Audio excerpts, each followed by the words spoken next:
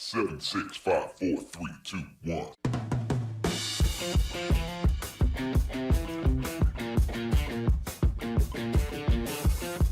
Hi, and welcome to the Marketing Essentials podcast. Our unique team helps small businesses grow by providing essential marketing expertise.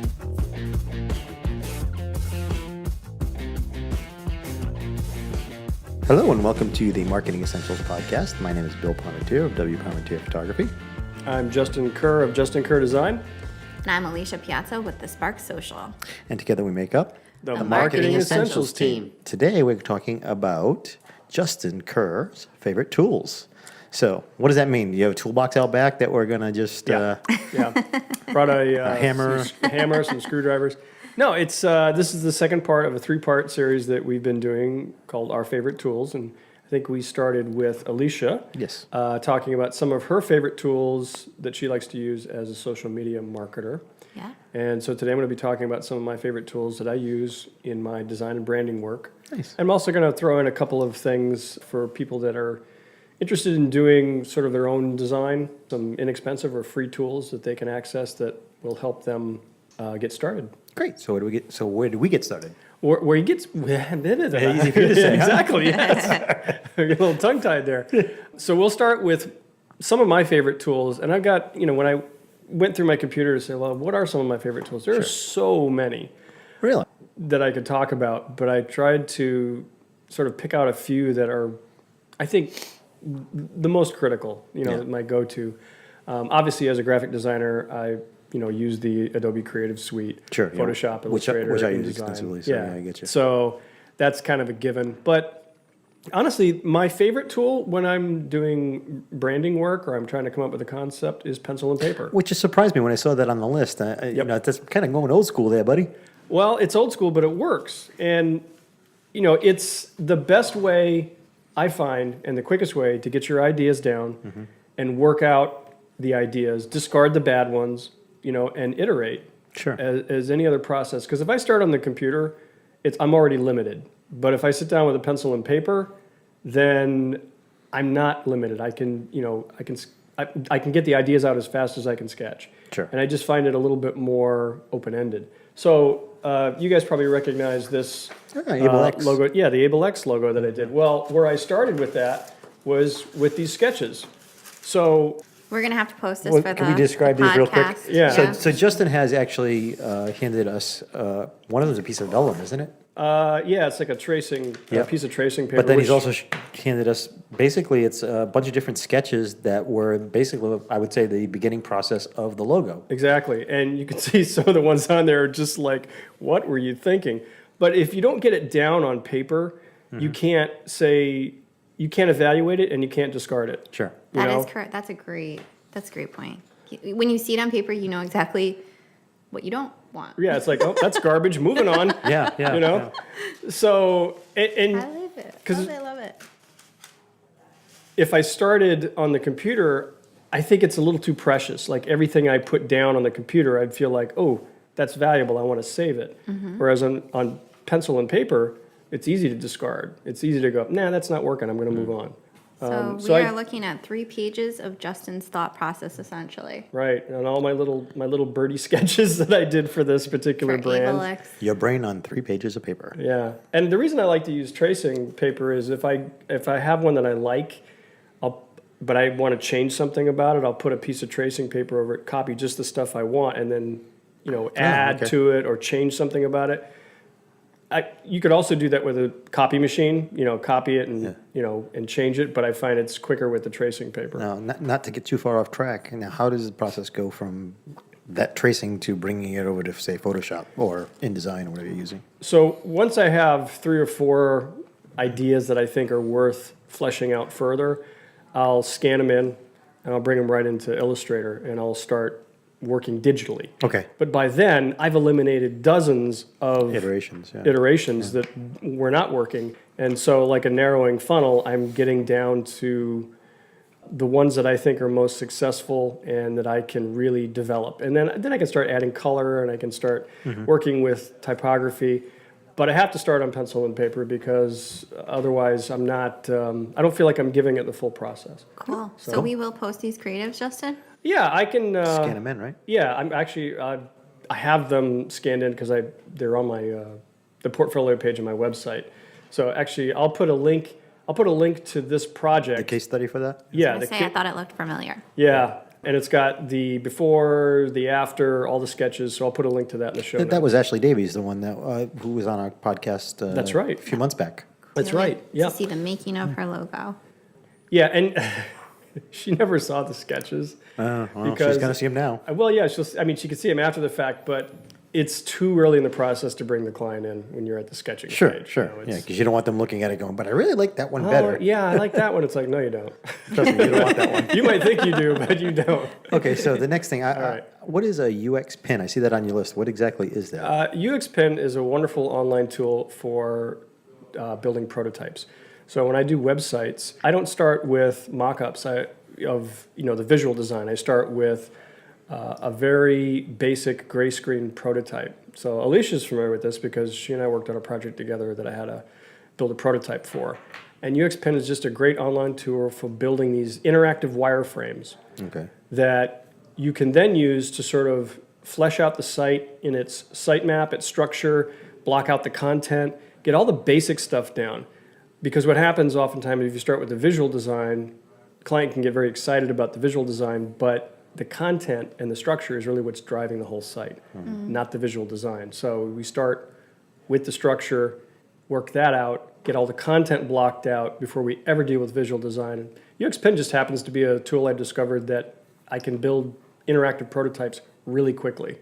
Yeah, and because it's online, then I can share the link with the client. They can go and they can poke around and See what it looks click like. through and see what that looks like. And it even has annotation tool where you can put notes in there. So if the client wants to Oh, make so a your note, client's allowed to actually go ahead and make notes for Yeah. you to. yeah, and it's great because that way they can just tag something and say, "Oh, I think we should move this to the next page or something." Oh, cool. Well, the next one is the one you kind of touched on a little while Yeah, ago. Creative Suite, Smart Mockups. That's kind of a cool little app that I have. If you want to mock something up like a business card or a brochure or a monitor, to show a website. Smart Mockups provide you with these generic mockups of computers, mobile devices, business cards, and then you take your graphic, your mockup. Just lay it on that. You just drop it in, and it automatically adjusts it so you can help the client see what this is going to look like in Oh, that's real cool. time without actually having it produced. That's pretty cool. Yeah, and they've got hundreds of different mock-ups. They have ones for T-shirts. They have one for billboards. They have one for bus stop shelters. They have, just dozens and dozens of these. So it's a great way when you're doing a presentation to say, well, we developed your branding, and here's what it would look like on a bus stop shelter, or here's what it looked like on a T-shirt. And it just helps the client visualize how that's going to look in real time. Cool. Now, is that free, Justin? Smart Mockups? No, it's not free. It's a paid app, but it's not very expensive. I forget exactly what I paid for it, but it's not a subscription. It's a one and done. So you buy it We once. can put the and then link you in the own it. notes and people will be able to Yeah. check it out and see exactly what it costs. So it's a great tool. What is a gridulator? That sounds like Terminator's cousin. What? I don't know. Gridulator.com. It's just a website. It's a calculating website. So when I do a website, I'll do it much the same way that you might lay out a newspaper or a magazine. You use a column layout, right? Okay. So you have so many columns per the space that you have, so that when you put the website together, you have a grid system that you can use to lay out the content. So everything sort of falls Where you want it to, yeah. where you want it to. Gridulator just allows you to go in, type in what the overall distance is, the width of the website, how many columns you want, and then it'll give you this long list of, based on how many columns you want, you can do them this size with a gutter of this size in between. It's just a calculation device. Interesting. Cool. Yeah. I was assuming it wasn't something like football related or something like that. No, it's just for doing website grids, but because I went to art school, I need people to help me with math. math, yeah. So this is a very good tool. Google Fonts. Now, I love Google Fonts. explain this to me. I've never heard of Google Fonts before. haven't know, either. I know I'm Google like- does all kinds of things, but Yeah. I've never heard of Google Are Fonts. you guys yanking on my chain No, here? seriously, no. we've I'm never- serious. All right. I'm not. Trust me. If I was playing with you, I'd let you know. But Okay, I've well, never heard of it. As part of Google's effort to take over the entire world, World domination. there's a website called Google Fonts, and they have about 915 fonts available. Now, the nice thing about Google Fonts is they're free. right? So you can find exactly the font that you want to use, and you can either use it online on a website, or you can download it for use in print. Can you pull it into, say, Adobe or? Yep, Really? absolutely. For free? Yep, doesn't cost a I thing. just found a new place for me to go check out. Yeah, you suggested the other day that we try serif fonts, not sans serif. No, I didn't even ask you what that meant. Now I see. Alicia wants Comic Sans. So, No. well, Justin's going to kill me now that I've said I that. also like I'm just ignoring you. I also like the interface that Google has, because they have a really nice layout, so you can scan all the different choices really quick. I can see, Within like just, the family of the font, like what, or is there, I guess, categories? Well, yeah, over here on the right, you've got categories. So you can search by serif, sans serif, display type fonts, handwriting style fonts. So if I just select handwriting, it brings up all the fonts that look like Oh, that's either very cool. a So So script if you or were trying handwriting. to do like a graphic piece that had that certain element to it, you could just quickly filter. just for those of you who are listening at home, Justin's actually got it up on his computer screen right now, kind of just showing us all the different options. Yeah. And it's pretty, there's a little check boxes on the side that you can decide on the number of, I'm hard to see from here, but what does it This is say? so Yep. What are those little check boxes with the sliders on the bottom right-hand side there, Justin? You can also look by, select by number of styles, the thickness of the font, the slant of it, the width of it. Oh, that's so you can actually narrow it down to what you want it to be. Right. So I'll put a link in the show notes. Yeah, that's pretty cool. Google Fonts is great.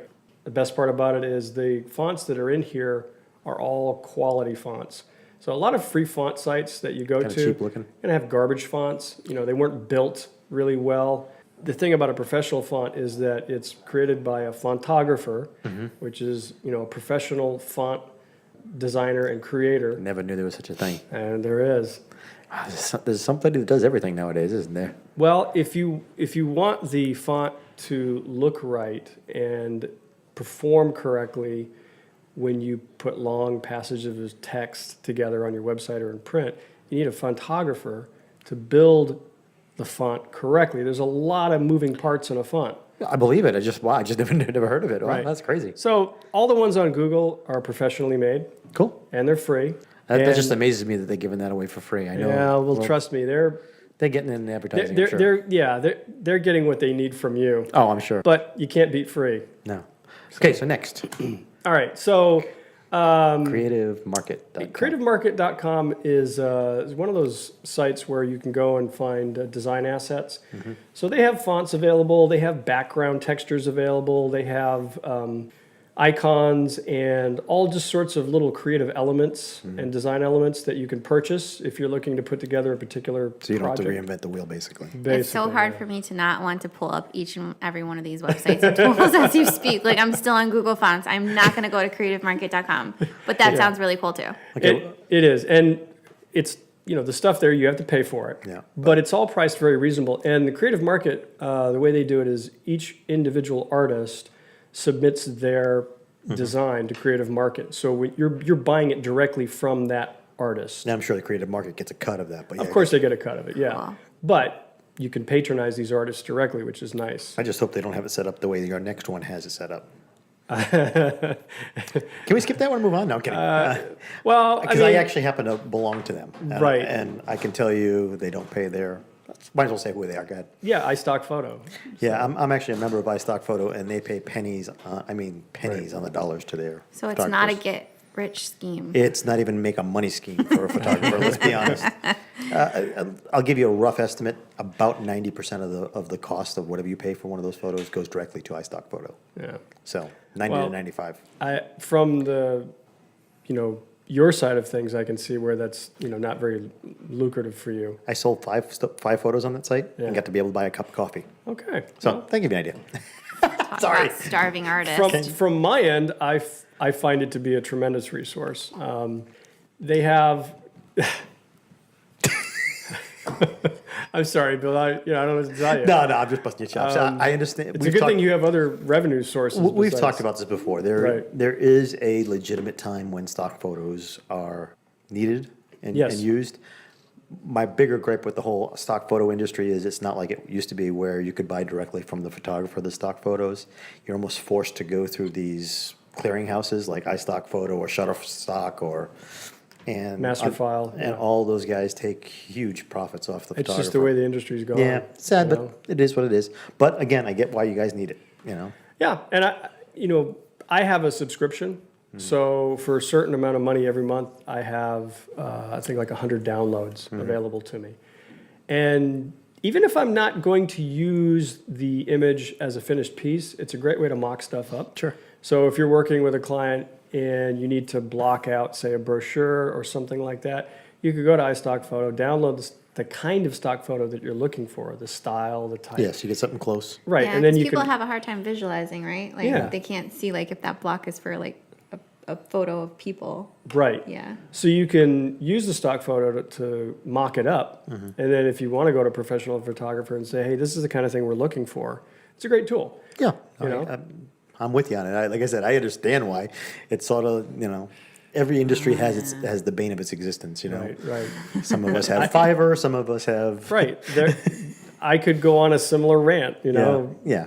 but That's another podcast. That's- that's To be- a different to be- podcast. So We haven't done one of those podcasts yet, have we? yeah, so iStock Rants and Photo, raves.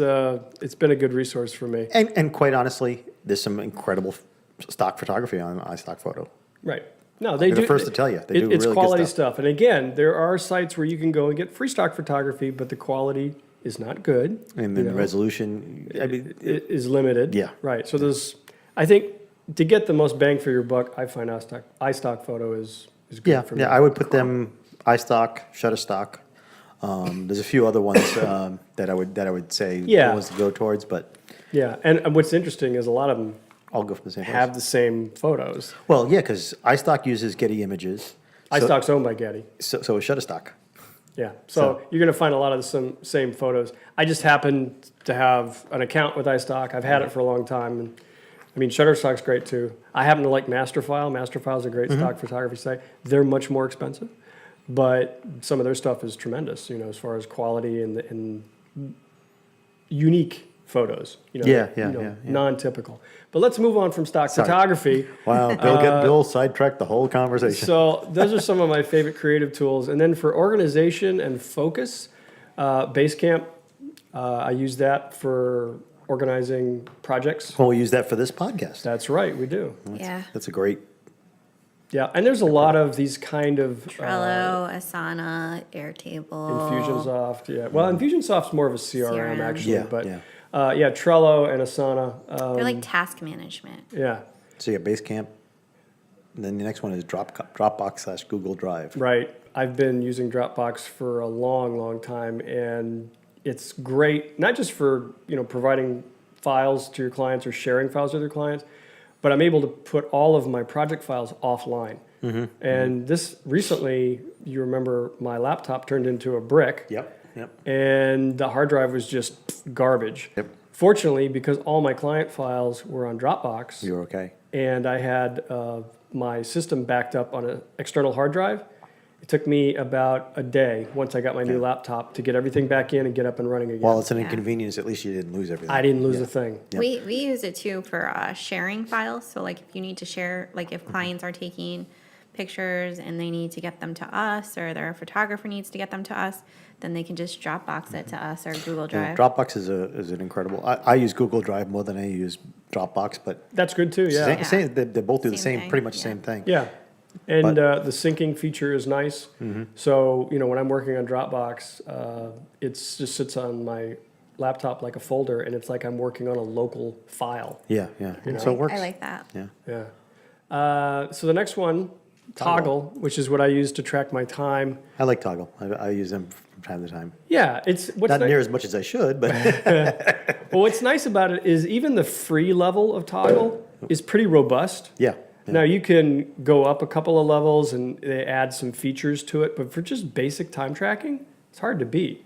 And even at the free level, I can pull up reports. So if I want to see like how much time I spent on a particular project, I can pull up a report and it'll show me exactly how many hours, and it'll break it down based on the categories that I created. Yeah, and you can actually do categories and subcategories. Yes. So you may have multiple projects going on with the same client, and you Right. can have them broken down by, okay, I worked an hour on this project and an hour on that one. So when it comes to billing time, Yeah. you can do the two separate bills. It's I great. feel like you've talked about Toggle before. I feel like everybody has that one like go-to brand that they're just like, this I is think- my thing. I think when we Yeah. talked about great websites, this was Yeah. one of the ones that This is Justin a- brought up. It looks different from the last time I saw it, I Yeah, feel they like, but it changed looks it. good. I like this. Yeah, they updated their website. If you remember when we did our webinar way back when, February Way 2018. back. Toggle Time was machine. the site that I used as a reference Yep. for part of my presentation. They've rebranded a little bit, and they've well, not rebranded, but they updated their website. Kind of looks like claymation figures now. Yeah, it's cool. I mean, I kind of like it. It's fun. They actually started, not too much of a sidetrack here, but they actually started doing TV commercials now. Oh, really? I saw the commercial for that not too okay. long Getting ago. big. Yeah. So getting we'll big. post the link to that, but in case anybody's like just listening and wants to Google it, it's TOGGL no E. GGL.com, yes. Right. Many times I've added that E. why can't I get to the site? It's like, Yeah, that's but anyway, that's make it distinctive. yeah. Okay, so So what's the next one here? Focus Keeper, Yeah, Focus Pomodoro Keeper. timer. Ooh, I feel like I need this. Well, it's just a little app I keep on my phone, and it's basically a timer, but it's based on the Not a little pill. Pomodoro timer method, okay, or Pomodoro productivity method. So what Pomodoro productivity method is, it's basically a way for you to focus your time during the day, and it's 25-minute blocks separated by small breaks. So it keeps you focused for 25 minutes. Now, the reason it's called Pomodoro is Italian for tomato, right? So the guy that came up with this originally was using one of these kitchen timers that looked like a tomato, right? And he would use this kitchen timer to help him stay focused on his different tasks with short breaks in between. And he would be able to knock out this work and be very productive in these 25-minute chunks. So let I me ask need this a question kitchen here. timer. Does this also track the project that you're doing too, or is this a little different than Toggle as far as that? Not as detailed. No, it's not like Toggle at all. It's a very simple app. It basically does one thing. Well, I and just that- downloaded it, so I'll tell you how I like it. Okay. When I get played I with it. feel like I might just go buy a kitchen timer because the fact that it's on my phone might be a distraction enough. Oh, look, Facebook. Somebody just. Yeah, Yeah, like yeah. it should naturally block your pop-ups or Hey, something. there you go. But oh my it- god, focusing is so hard when you work on a computer all day. Yeah, absolutely. Now, this one the next one I got to give you credit for because I'm not a big fan of that kind of noise. But Oh, my chill app. yeah, there's another place locally that has the white noise machines in the background. It drives me absolutely nuts. But anyway, I like. Oh. I don't so that's mind why them. I can't. Well, sometimes when I'm working, I can listen to music. Sometimes I can, or I Yeah, can listen to yeah. a podcast. When I just need to drown out the noise around me, especially when I'm at home, this is a great app. So So you just put your headphones on and just. put my headphones on, I launch Chill, and what's nice is it gives you probably about a dozen different sounds. So there's white noise, brown noise, pink noise. no, there's so many purple colors noise, of huh? noise. Well, no, the reason that they're different colors is because they're at different frequencies. So you may find that white noise makes you nuts, whereas It does. brown noise doesn't, because it's a slightly different frequency. Okay, cool. I'll give it another try. All right. Find your color of noise. That's Bill. fine, my color- Color's not white, apparently. The one that I use the most often, they call it fan. So you remember the old box fans? Yeah. Right? Oh, that's so it's just a relaxing. fan it's that noise of that fan running. And it's on I think it's on like I don't know what the loop is, maybe a 20-second loop, but you don't even notice it's looping. And it's that fan noise that just drowns out the surrounding noise, and I can focus on what I'm doing. Cool. So yeah, and I think Chill was free. You know, I can just record my box fan at home for you and just give you a. Well, you could do that. But they have rain. Somebody beat me to it already. Just you know? Bill whispering in the background. They have box fan. They've got one that's the noise that called? that when you're inside a plane, Sorry. you know, like on a commercial. Yeah. That sort of hum. They have that one too. The engine tom, yeah. Hum? Yeah, engine tom. Yeah, good, Bill. What were we talking about that the other day? The whispering, the people talking about it. The voices in your head. No, there's actually a whole. I know this is going way off track here. There's actually a whole new style of YouTube videos that are going out there where people are just talking really quiet. All right, that would annoy me. I would.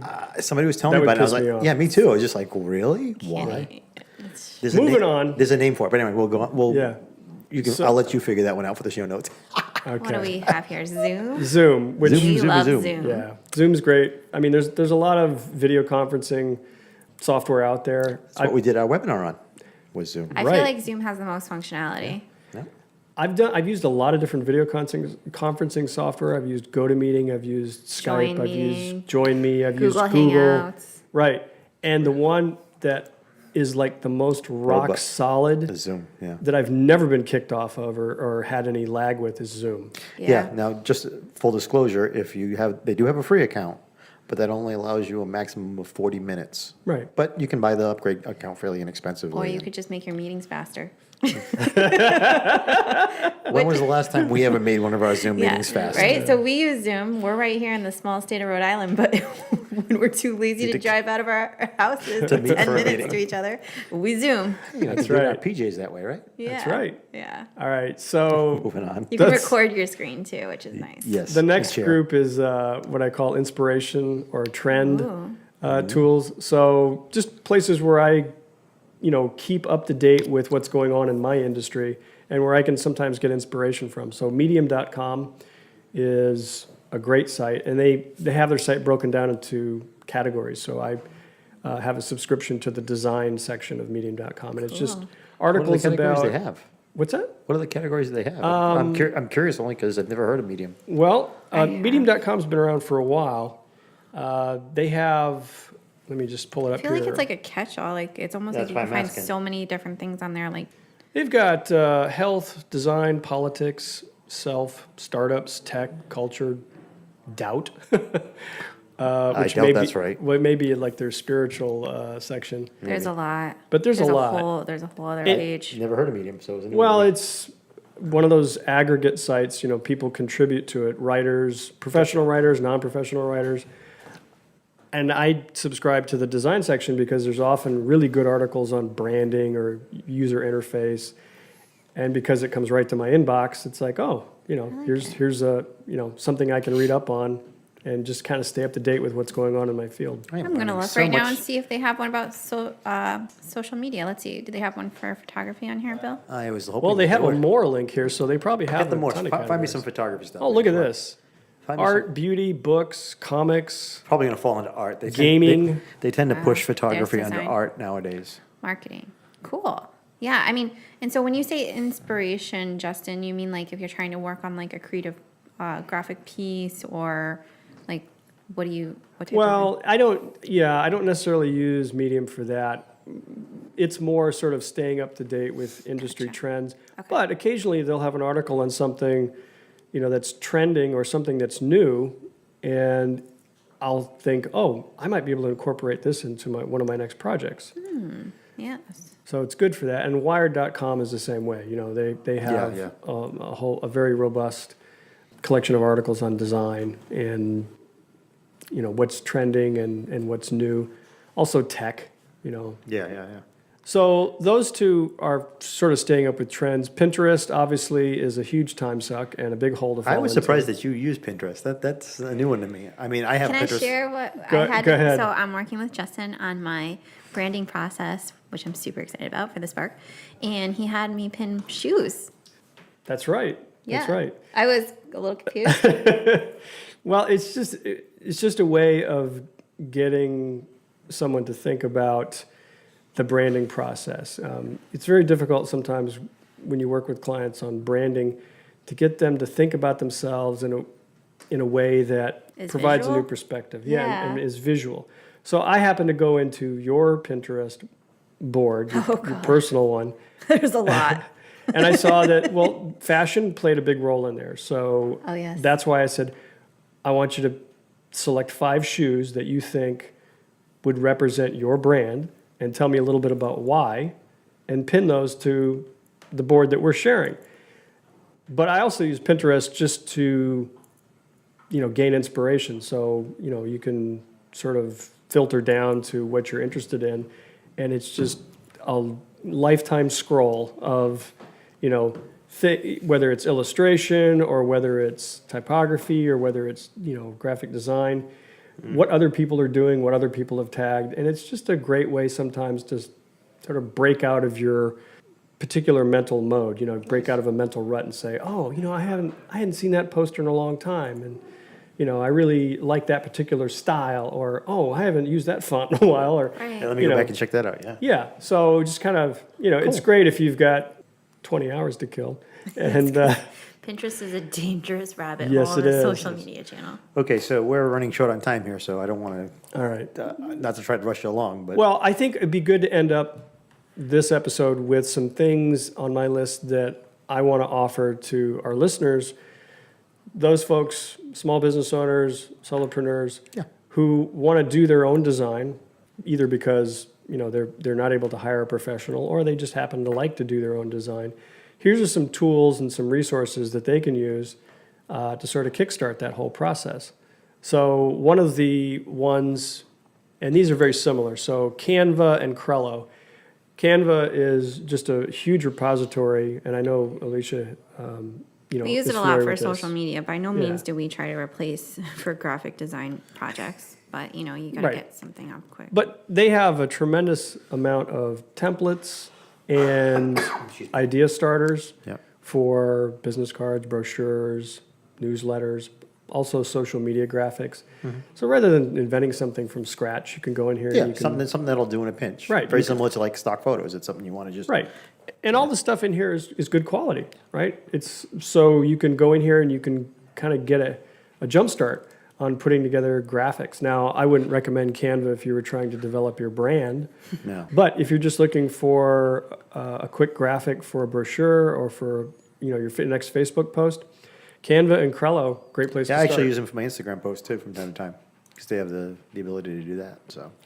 All right, so buckle up, Bill, because this next one you're going to hate.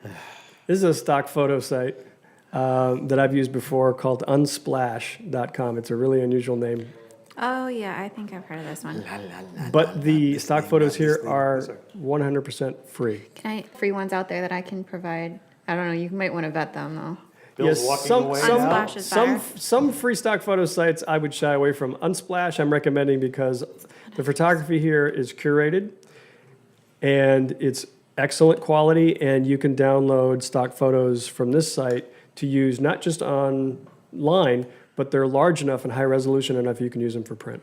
Oh, wow. And they're completely royalty free. I think I use I'm going to block that out of the editing process. Is that okay? Am I okay to just? I'll just make a high pitched beep over the top of that. How's that sound? Well, do you, No, remember, I do you can't. remember I when we were can't. doing I when we were first branding Marketing Essentials team, and I had that photo of the guy with the long beard and the lady Yeah, yeah, sitting yeah. in a guess where that came from? Unsplash. Came from Unsplash. And now I see it everywhere. Me too. I've seen it in a couple of the. So I'm glad we don't use it anymore. But hey, it got us started before Yeah, we no, it had any worked. of our own photography.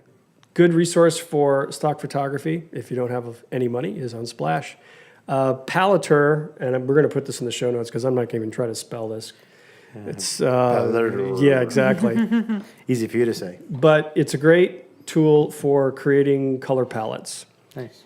And what you do is when you go to the homepage of Paleter, it gives you a little search box, much like Google, where you can put in a keyword or a theme, and it'll generate color palettes based on that theme or keyword. So like, for instance, winter or India, because that's literally what it says on its homepage. Yeah.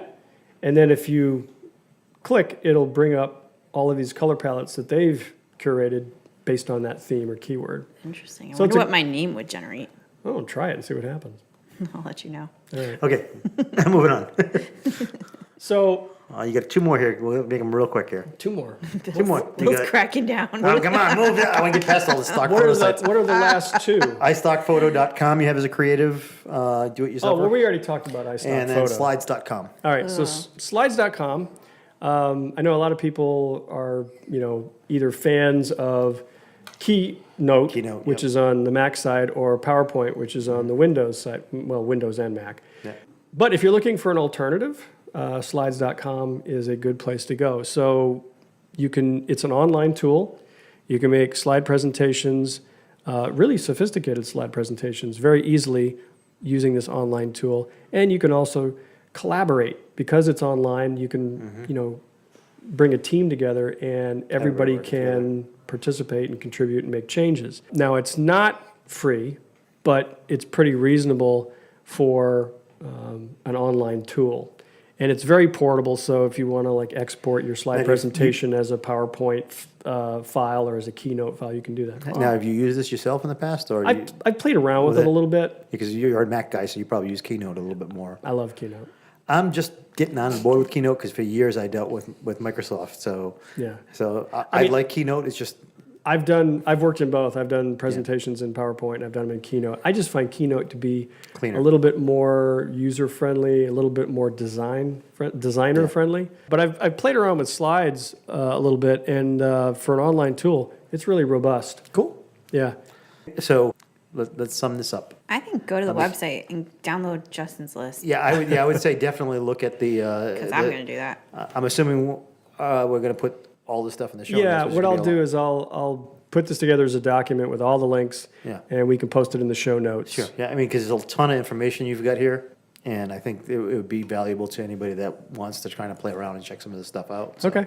So Justin, thank you for sharing your favorite tools. Not a problem. I'm looking forward to your episode with your Yeah, favorite not too far in the tools. future. It's coming up. Might be some crossover a little bit, only because you and I both deal with the visual end of media. So, Right. But anyway, having said that, ding. Something just went off. That Time's up. The time's up. This That would be episode's that would over. be the little buzzer that told us it's time to stop. No, kidding. I guess that's all for this week. Yep. Thank you for joining us, and we'll talk to you next week. Bye. Bye. Thank you for joining us today. And as always, you can find the back episodes of our podcast on Apple Podcasts, and you can also find us on our YouTube channel. Both of them are the Marketing Essentials team. You can find us on the web at marketingessentialsteam.com. And if you subscribe through our website, you'll receive a weekly email and letting you know when each episode has been published. Also, you'll receive a link to subscriber-only content.